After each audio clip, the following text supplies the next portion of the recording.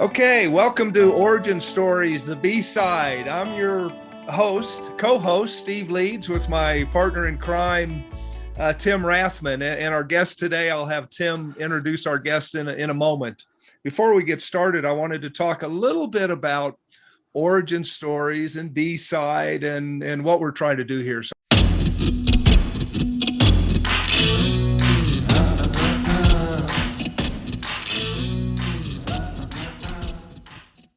I was thinking a lot about it earlier today. In our delay, we had a little bit of a delay, and that gave me time to kind of crystallize it a little bit more. And really, what I came down to is it's really all about inspiration. If you had to find one word for me about what this is all about, it's inspiration. And what I mean is, if you think about the people in your lives that have truly inspired you, first, there's probably not too many. I mean, in one hand for me, I think for sure. When you think of those people, those are the ones that change your life in some way. They change your thinking, they change your actions, they change your energy. And when you change those things, you change somebody's life. And that's powerful. Needless to say, that's powerful. And when you have been inspired, there wells up this desire, this kind of burning desire to give back or to inspire others. And that's really what this show is about. These are stories of people that have moved us, they've influenced us, they've inspired us in some way through LinkedIn, through their actions, through their intentions, through their energy. And so we wanted to highlight that in hopes it gives all of us a chance to inspire others. And that becomes a desire. And so the B-side is just simply an easy one for most of us, I think. You think about back in the day when it was only vinyl, you would buy a 45, a single, and the single was sold primarily by the A side, the big hit. And then the B side would be whatever they wanted to put on there. There was another side of the vinyl, just put something on there, but it was all about the A side. The reality is there have been some amazing B sides through the years. And I've even went and I got a couple of examples here. Two of them are from the Beatles. So the Beatles, about any song could be an A or a B, but the A side was, I Want to Hold Your Hand. I Want to Hold Your Hand. The B side, I Saw Her Standing There. Well, she was just 17. Not bad. And I love this one, another Beatles one. The A side, Hello, Goodbye. The B side, I Am the Walrus.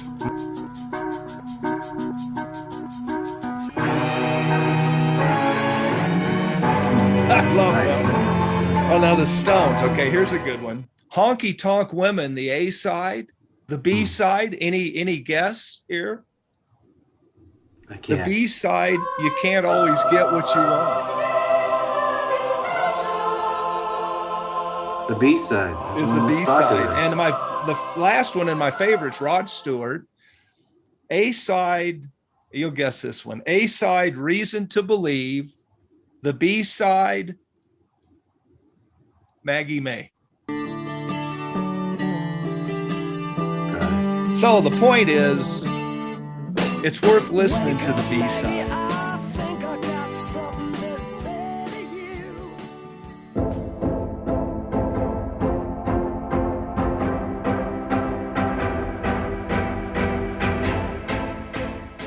Definitely. So that's where we're at, the B side. Tim, go ahead, and if you'll introduce our guest, and we'll get started and give the microphone to him.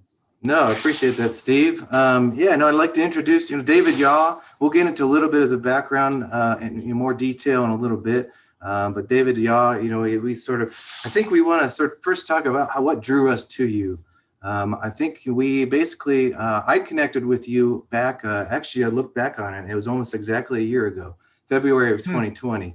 And you sort of you popped up in my feed, through the LinkedIn, algorithms, and I really took heart to a lot of the posts and the comments that you're making. You came across as very worldly, very people-oriented, very experienced in life, and that was kind of what your posts were about. It was non-technical. And I think that one thing is because it was non-technical, it just kind of resonated with a lot more people. So it was almost to me kind of like an elder, the way you write, the way you post, just very valued wisdom, and we appreciated that. So I appreciate you connected. But to get into it, we want to do a little bit of icebreaker, and just to ask you, David, what. Because we're both sort of music fans, Steve and I, we want to know what was your first concert that you went to, either growing up or later on. My mother was a big Neil Diamond fan.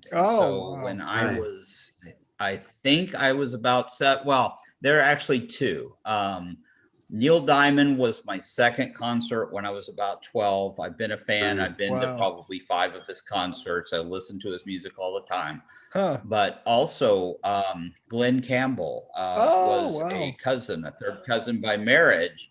And when we lived in Houston, when I was 6, we went to the Houston Rodeo, and he was the entertainment there. I never met him and everything else, and obviously a distant relative, but I still love both singers today. Wow, that's fantastic. Hot August Night, baby. I used to listen to that one till the grooves were smooth, let me tell you. So yeah, that's great. Right. That's great. What about the first 3 albums that you owned? Can you recall that? First one was Paradise Theater by Styx. I didn't. My parents had about 500 albums, and they used to have me record them on not cassette tape. I'm talking reel-to-reel tape. Wow. Back in the day, they used to have parties, and they would give me.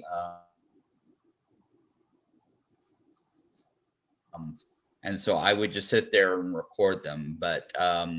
My first album, the only one I can remember totally, is Paradise Theater with Styx, and I got that when I was 16 years old, when I got my first car and tape deck. Wow. I don't remember excellent. The other two. That's great. They were actually, Styx was supposed to go on tour last year before the pandemic hit, and maybe they're still great. Maybe they'll be back later this year. So no, that's great, David. Thanks very much. Appreciate that. We always enjoy hearing other music stories. So Steve, you want to sort of turn it over to you? So yeah, David, let's go ahead and get down to it. So give us a quick background on whatever is important to get us up to the beginning of the when things start shifting for you. And I know you mentioned in an earlier personal conversation that your engagement started to wane, but kind of how'd you get to that point? Career, education, so forth.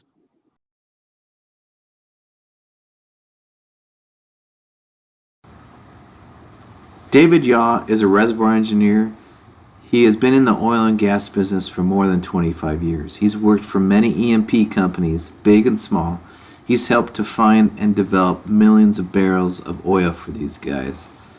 Here is the beginning of his story of how he's transitioned away from the oil and gas. Your LinkedIn. Okay. Because all of a sudden this story sounds familiar. Let's circle back. Yeah. So the day I was laid off, I drove out of my parking garage, and there was somebody asking for money, a panhandler on the corner. And I didn't lose it. I just couldn't do it. Here I was. I mean, I've invested wisely in my career. I wasn't in any risk. Noble gave us great severance.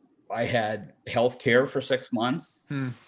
I had plenty of time, but I just lost it. I came home and crawled into bed for about 6 hours. Wow. Got up and started looking at job boards.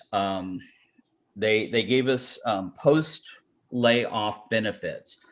And that's kind of where stuff started triggering for me a little bit. They redid my resume. They redid my LinkedIn profile. Interesting. Like a contract firm, basically, that they paid for, right?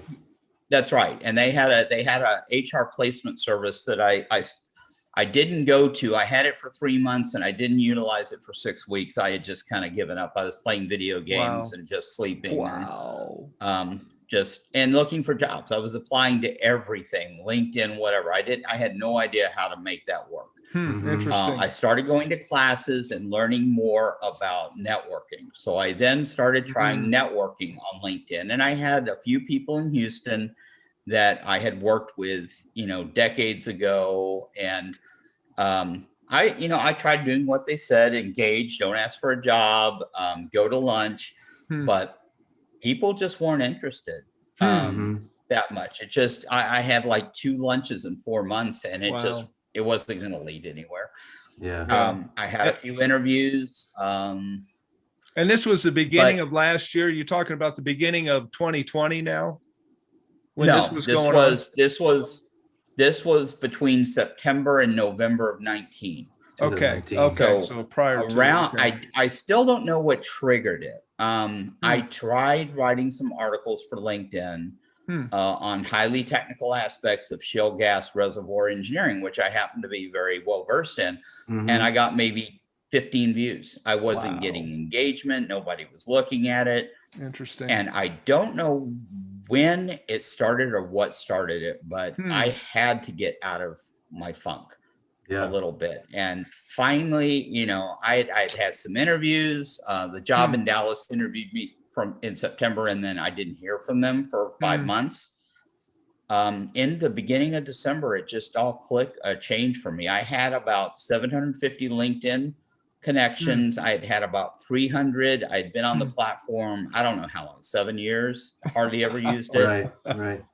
And I wrote something and it got engagement. And then Chevron announced layoffs, and I posted something about that, and it went to 125,000 views, which is still about 25 times what I normally get. And what was the post? So what was different in that post, though? I mean, what do you think? Why were people interested in that, and they weren't interested in what you blogged on, or what the last technical post? It wasn't personal enough. There you go. To get engagement on LinkedIn, there are a lot of people selling stuff. There are a lot of people that do platitudes. They copy other people's things. They're not original. I was being original. I don't know where it came from.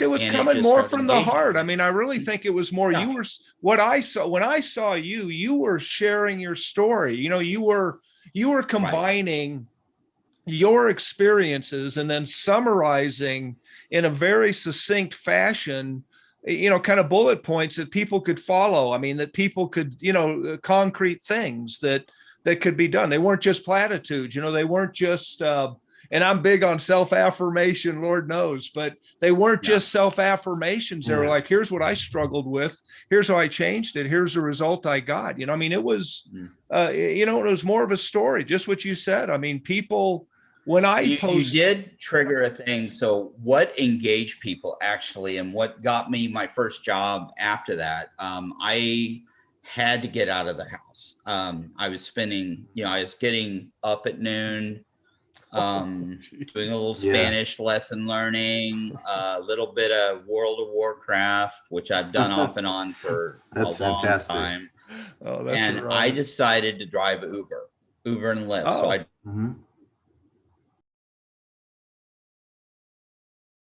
to get up and moving, just to get up and move and get off the couch and get out of the house. Get engagement, meet people. And engage with some people. And there you go. One person talked about a PhD they were doing. My dad suggested it. I applied for PhD programs. Seriously? I got accepted at A&M, OU, and New Mexico Tech. So at this point in the interview, as Steve and I are going through interviewing David Yaw, my mind is absolutely blown. He got accepted to multiple programs for his PhD. He's a geomechanics guy. He's an engineer. This guy is incredibly smart. It's amazing. Wow. As a PhD program, got turned down by University of Tulsa just because I didn't like the professor I engaged with when we did our phone interview. But I got accepted at the top, what I consider to be the top petroleum engineering school in the world. Wow. But financially, it made no sense. I had till April of 20 to make a decision on it. And then when I started writing about Uber and some other things, yes, my engagement went up, and that's why I got that big view count on one side. A guy contacted me, a private equity, PE guy contacted me out of the blue when we were on vacation over Christmas. And we had a phone interview, and then he hired me like 8 days later. I had 3 interviews in that time. Wow. It from wasn't LinkedIn. Was that was from your posting? That was from LinkedIn. Yes. That was from LinkedIn directly. Wow. He contacted me, and the job just wasn't for me. I went in, they like in the first week, they said they were going to bring me into senior management because of some stuff I did. It was fairly basic, and I won't name the company, but it just wasn't that interesting to me. And I love the people, I posted about them and the journey, but they were watching. They were watching every LinkedIn post I had. Right. Yeah. Because it was genuine, I think. Yeah, but that can bite you a little bit, can it? It can kind of come back on you a little bit. Had a company in Dallas came back, and while I was a little upset the fact that I hadn't heard from them in 4 or 5 months, it really was a professional organization, and the people were great. And I knew 2 of their managers I'd worked with before. So I slid right into them 5 weeks after I took the first job. So in February of 20, I went to work for this company out of Dallas. And I was still engaging on LinkedIn, but I was so busy. I was coming home on the weekend, spending time with my wife. She, in the meantime, had gone back to work. She was a substitute teacher, but within 5 weeks of starting substitute teaching, which she hated, they wanted her in as a full-time special ed teacher. So she got her special ed certification in about 3 weeks, did it all online, passed the test, and was a hired teacher. Now she's still doing that. Seriously? Wow. Yeah. So we were going to take, it was going to take a little bit more to get us to move to Dallas then. And this was all, and I was having the same issue. Working 40 hours a week, great people, interesting job. I've been there, done that. I've done it for 15 or 20 years, and I'm just tired. Yep. And so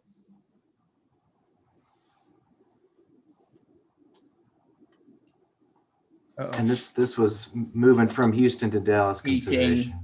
Out of here. So I was at the kitchen table working, and I have 2 kids that were interrupting and stuff like that. But then I kind of got hold up. Pause. Okay. Sorry. Yeah. That's all right. We'll cut it out. We can cut it out. Okay, Fluffy, quiet. Fluffy. That's a UPS. Fluffy. Driver, did you say Fluffy? Yeah, they let me know. Anyway, so April, the price April, the same day prices collapsed on a Sunday night, Monday morning, and I went to 0 hours and then went back. My wife was with me just because she was on a break and she could work from anywhere. So we were up there, and I came back, and for 6 weeks I didn't have a job. I went back to applying on Indeed. I found a contract job for about 6 weeks that I took. It lasted pretty much what they said it would. And then the company called me back, and they put me on half-time. And then about a month or 2 later, they came back and said, we'd like to, now that prices have stabilized, we'd like to hire you full-time. Can you make a salary offer or a salary request? Or if you want, you can stay. You could, consult the rest of your career and stay flexible. And I said, I made what I would call an unreasonable salary request because I really didn't want to move. And I thought maybe they would add hours. And I've been at the same halftime for 10 months, maybe Wow. something like that. Wow. I think there will be times it'll go more. There will be times it will go less. It may not last, 5 years. It may last 2. It's a great work environment. I love Wow. everybody. Wow. It's socially, I'm on a 15-member call, 30 minutes a day. Then I'm back and forth on calls or working technical. But for the most part, I work by myself when I want to work. I'll be I darned. work weekends. I got up at 1:30 this morning. Couldn't sleep, and I did work for 3 hours with nobody up. Wow. But Yeah. I'm still not engaged. It's not hard for me. Yeah. Well, I mean, your engagement's changing, so tell us a little bit about where your new direction is with the franchise owner. I mean, how did that come to pass? And I mean, how does that feel? Are you engaged with that? Do you feel like the engagement is back? And how does that all relate to the curse? And what we love about oil are the salaries and the benefits and all the great pay. Yeah. But when you become disengaged, Well, of course, I had the flexibility, I didn't need to earn what I earned before. So that wasn't, I needed to earn something, and I needed to be engaged. That was the more important part of the thing. But a franchise recruiter contacted me out of the blue on LinkedIn. He had seen my post and said, maybe you should look at this. Well, I had never considered franchising. My wife and I worked for Keller Williams as independent agents for 5 years in Denver before we moved to Houston. Once you move, the licensing is individual state to state, and you just lose your market. So we didn't want to do it again. It never made a lot of money, but it made, mid 50, 60,000 a year. And it allowed us to spend time on weekends. Wow. And I was engaged, but it wasn't the niche I wanted. Real estate can be kind of squirrely with your customers and other agents, and it's just, there's a lot of competition. But interesting. You did that while you were at Noble, so that was while you were working at Noble. Right? And Encana, yeah. Yeah. See, so that's interesting. For the last 2 years at Encana, the next 3 at Noble. That's so I was working weekends. It's an interesting point to have. So let's talk about that, about the importance of having a side gig, or what I call a side hustle, in addition to, I mean, you saw that as just supplemental income, but at the same time you were developing skills, and you were, maybe it could have turned into something. I don't know. You're doing something different. Yeah.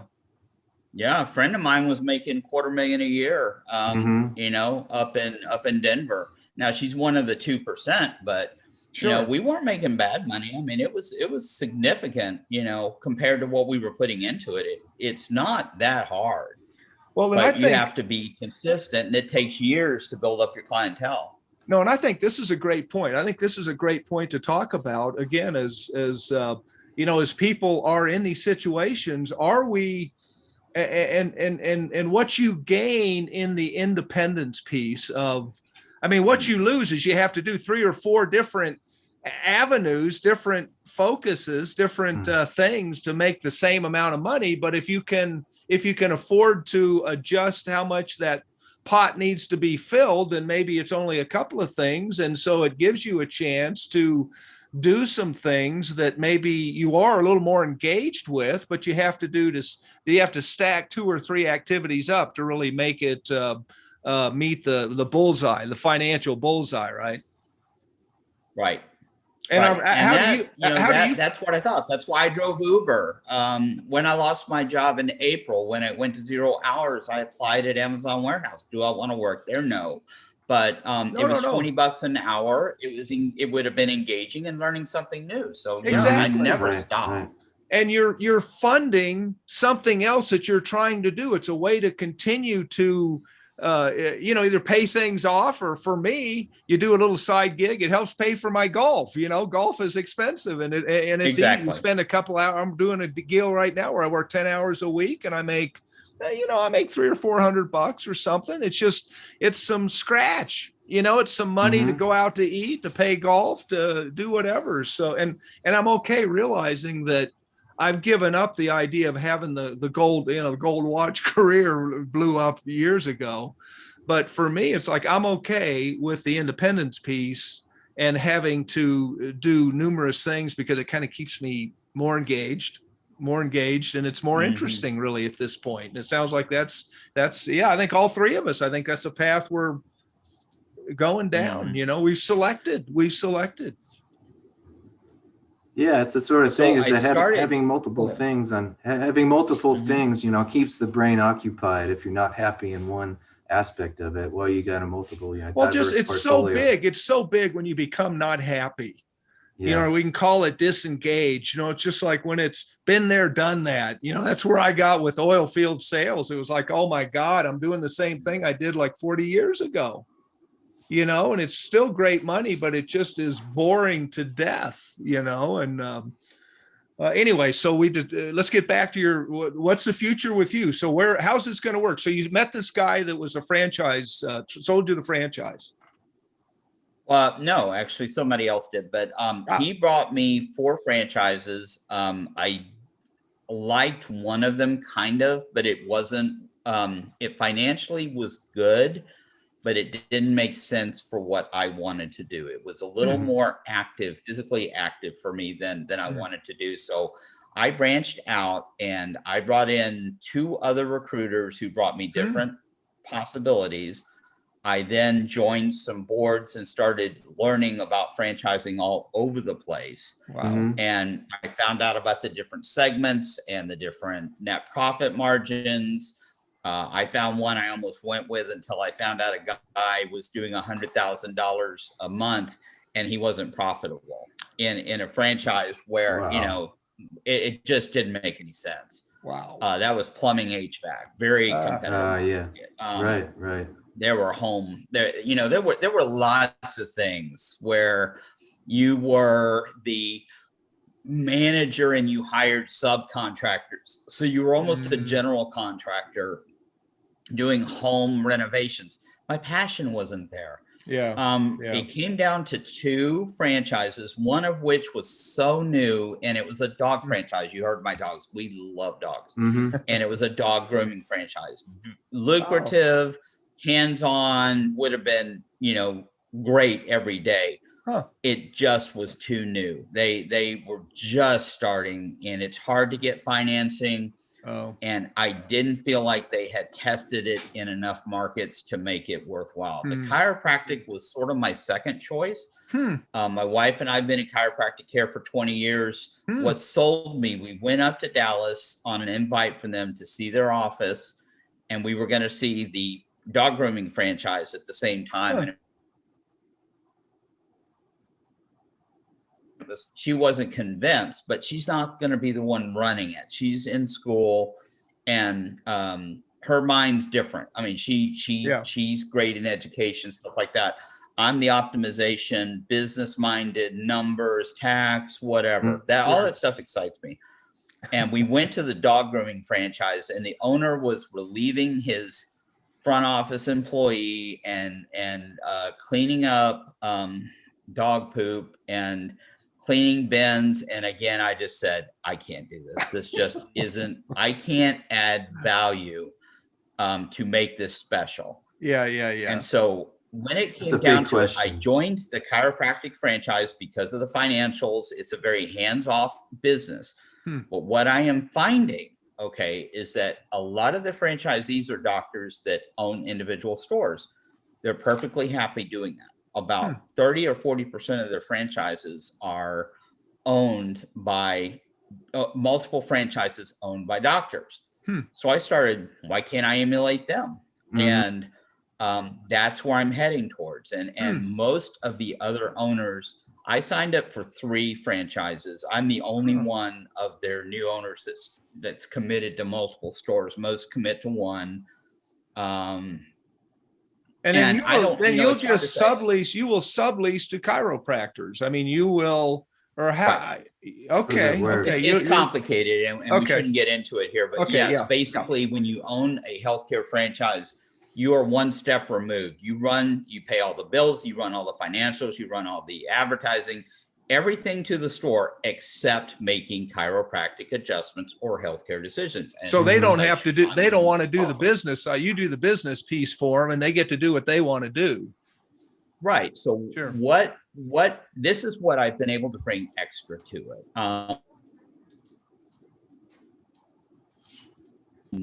About 100,000 in the whole world. 75% of them are in the United States. Another 7% are in the UK, and another like 5% are in Australia. So there's very few anywhere else. It's a great program. They've saved me pain. I don't have any back pain at all, none. Wow. And I've had it, and they fixed it. And so what I figured out, though, was that I could open multiple stores, and they were trying to recruit doctors for me, and I didn't like who they were bringing to me. And they were, you know, these doctors usually were new grads that had multiple choices. So I started using my corporate stuff. Most of my jobs I got from recruiters. And I said, okay, I'm going to start taking this on myself. And I put an advertisement on a job board. I've gotten 4 responses to that. I hired a recruiter out of the UK that's on another chiro recruiting firm. And then I hired a secondary firm. And through them, who I'm about to hire as my clinic director, I got through the ad. Who I'm about to get as my associate, I got through one of the recruiters. And who I got another ad, one yesterday that could be a student coming into work in my franchise that could be the associate for store number 2, which I am actively engaged in leasing. So where the high functioning stores come from is people working under good doctors and then transitioning. So I'm looking for hungry doctors that I can train internally, that if I get somebody sick in a store, I can move them over as needed. I can have a staffing of chiropractic assistants. So I'm building an organization I see. on that. And that at work weekends for the other company, everything stops. Interesting. On the weekends with these retail stores. The franchise is closed, builders are closed. And so I use my time or my early morning when nothing's happening to do my paying job, which, like I said, I love. I love the people and everything else. And they have been so good. They know about it. And they've been so good about just letting me be flexible. I'm always accessible to them. I live on my phone.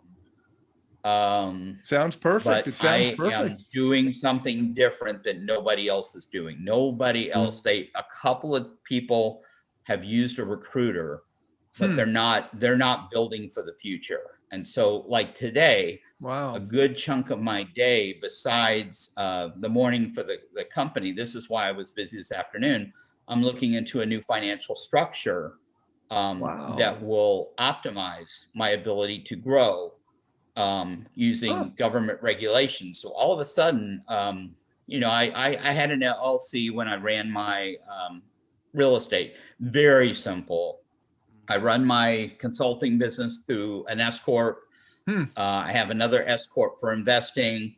People don't understand corporations, how little they require in terms of filing. It's very simple. Very simple. You know, once you learn it, it's no big deal at all. No, that's amazing. That's motivating. You have 3 or 4 different entities that you use. I have 5. Five. 5 corporations.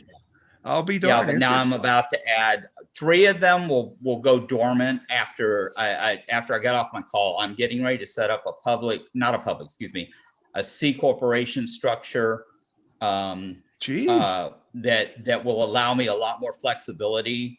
And it has a lot of the benefits of an LLC or S Corp. You just have to do it right. And it gives you access to better financing, faster growth, and the ability to sell individual assets. In a simple way. So man, plus it ties into my retirement plan a little bit, my trust. So this is Yeah. I mean, that's kind of the future. Yeah, that's a fantastic. You're going big, man. That's what in the coaching world, I talk about dream big, and man, you're going big. So it almost sounds a bit disruptive. And I know that term gets thrown around a lot, in business and so forth, but do you kind of see it as, I think you mentioned nobody else is doing that. So this is maybe an industry that can stand a little disruption, maybe. Yeah, well, the beauty, okay, here's the thing about a franchise. I am not an entrepreneur. I don't want to invent the wheel. I wanted a franchise that I could run under somebody's system and maybe add a little bit of value. The owners of this particular franchise are brilliant. They have solved the world. They're great people. I've got a direct line to the CEO if I need it. I haven't talked to him since January or December. But once you kind of get it under your belt, they let you run with it. I mean, I'm not doing anything that some of their other doctors aren't going to do. They've got one doctor out of Tennessee that's just amazing.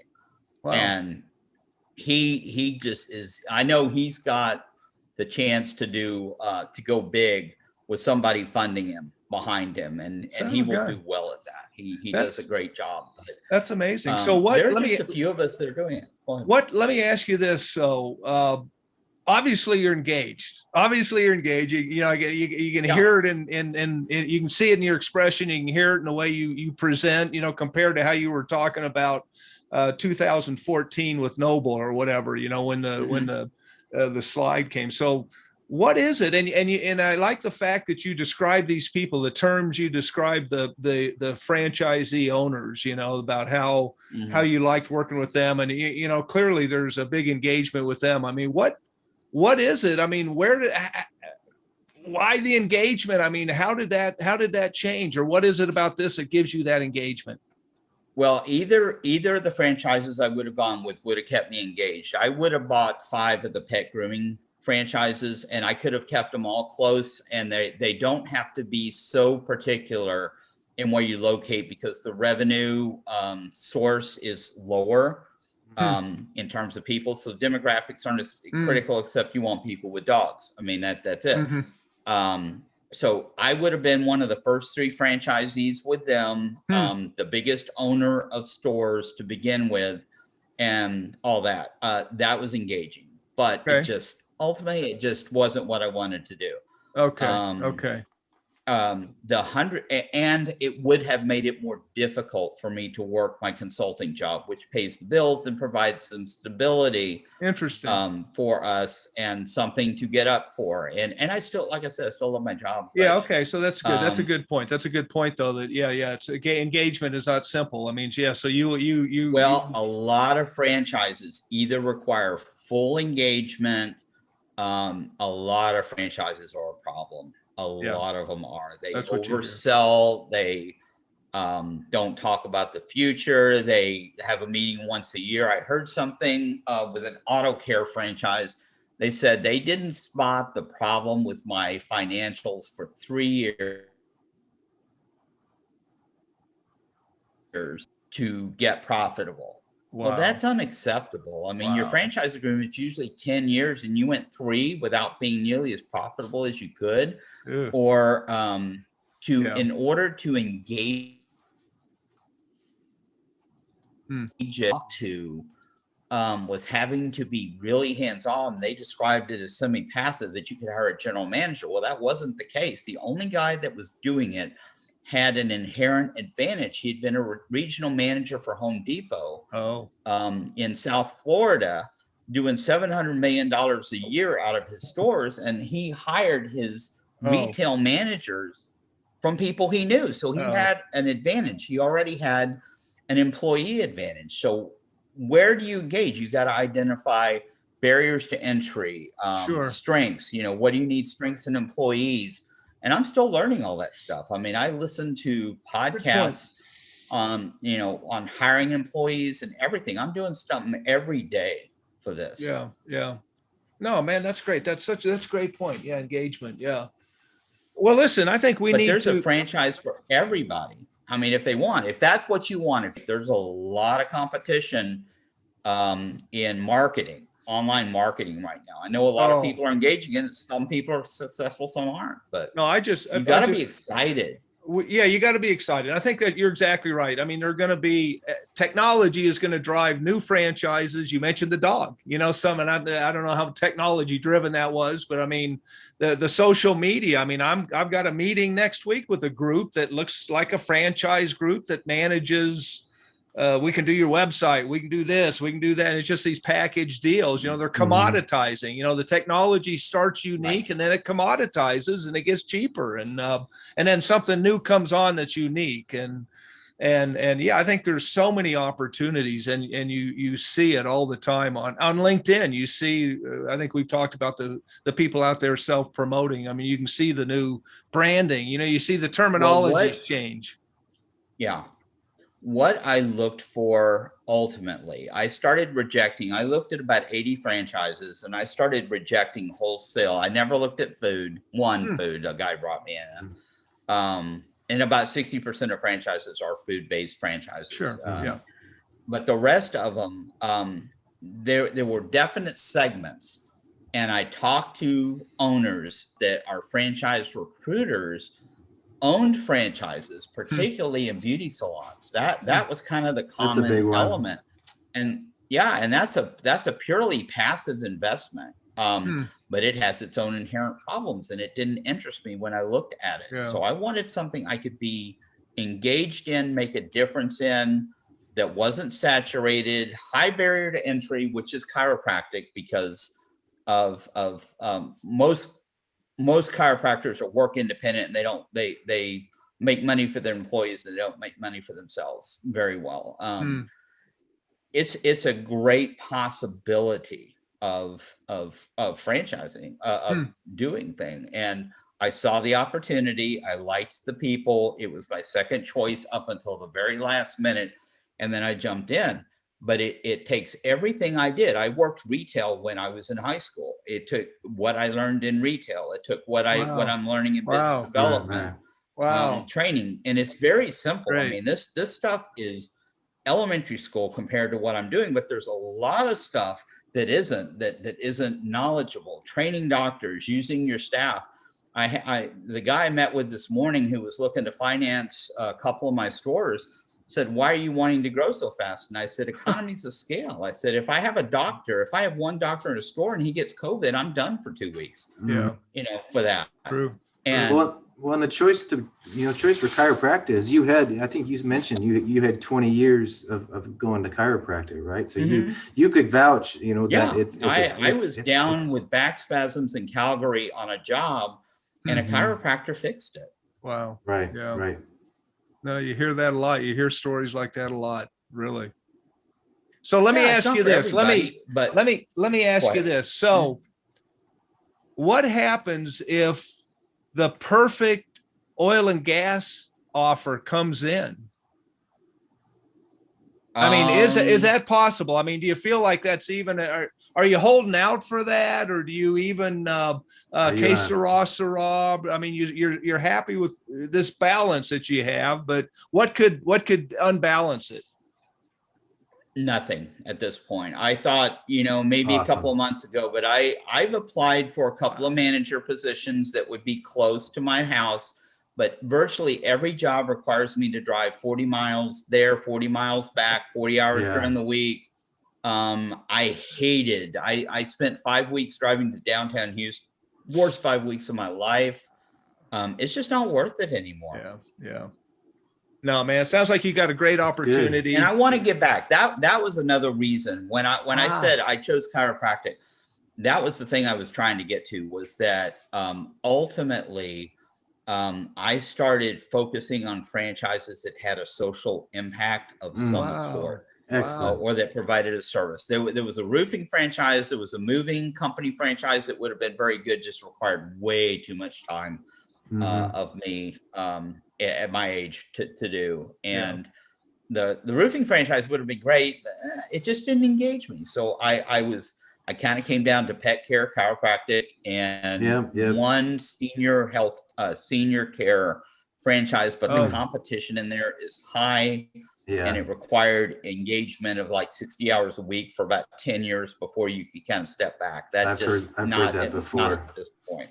And you're talking like a limited care facility or a nursing home? Assisted living. No, providing in-home care to people. In-home healthcare. Yeah. Got it. And there are better franchises for that. It's actually a very lucrative model. You know, but you are engaging, the people working for you are not not exactly. No. Some of them engaged, some of them aren't. So, it's apathy. No, you get what you pay for, though. You know, I've got a sister. I know people that have gotten into that, and they're wonderful people. And they should be double paid, but the pay's just not there. It's subsidized. It's right. I don't know why, but the money's just not there for. And so it'd be like I don't know. You know, as a kid, we all do the McDonald's or the Village Inn or whatever, the busboy thing, but. You know, it's a lot different dealing with that group of people versus dealing with chiropractic doctors. You know, it's kind of a right. different. So yeah, there's an engagement. I'm dealing with chiropractic doctors. They have a 4-year degree, and they are well skilled and. Well, listen. We need to wrap this up, man. We might have to cut this into 2 parts. This has been great, David. It's, you know, I feel like I got to know you a little bit over the last year. And like I say, you inspired me with the way you were. I know you were inspiring others, man. And that's inspiring to me. And I know that feels good. We've talked off camera about how that feels. And we get to that point in life where we just want to give back somehow. And how can we do it? And I hope this is a little way that maybe we've allowed you to give back a little bit. You've done so much on your own. You didn't need us, that's for sure. But it's been a great story to hear, and how, you know, emotionally, how things have shifted for you kind of the whole way. And now back into what a great balance, you know, enough industry, enough of what you really loved, you know, or the historical love, so to speak. I used to have anxiety issues, and they're gone. Awesome. Wow. Totally gone.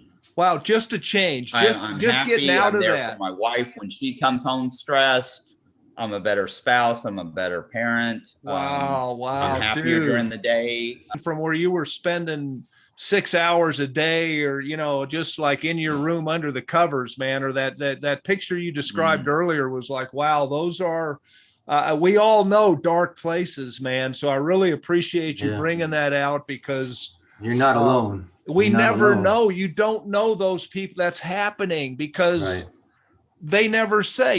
Did you have any desire to call anybody when you were under the covers? Hell no, man. You don't want to reach out. You know, we always say, why didn't you reach out? Why didn't you? Because you don't.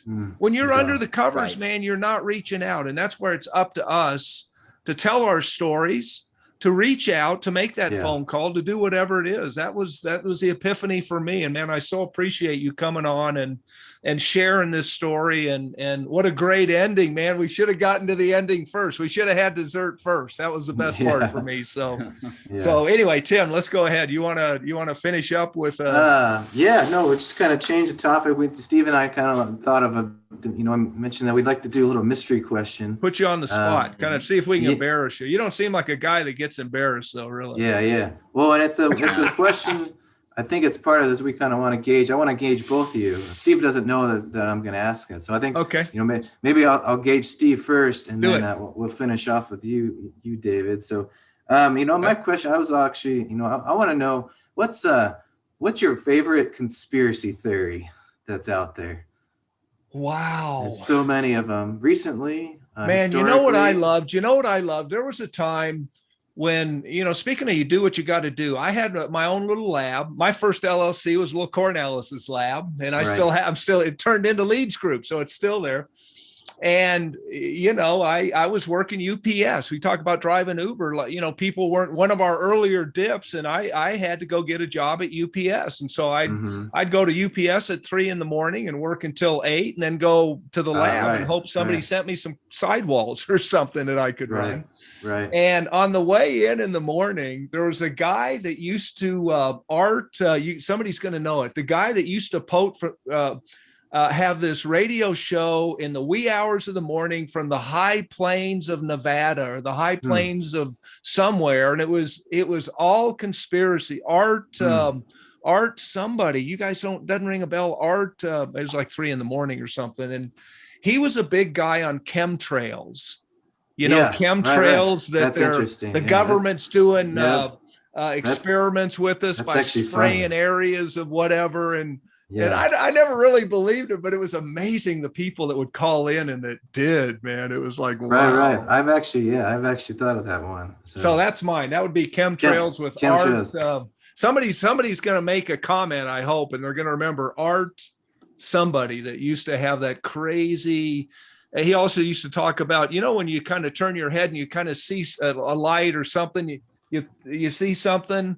And for him, those were actual like beings or something that you saw. I forget what he called those, but it was all conspiracy. Yeah. They thought there was biochemical warfare that they're dropping from the plane. Crazy. David, how about you? How about you? You conspiracy guy?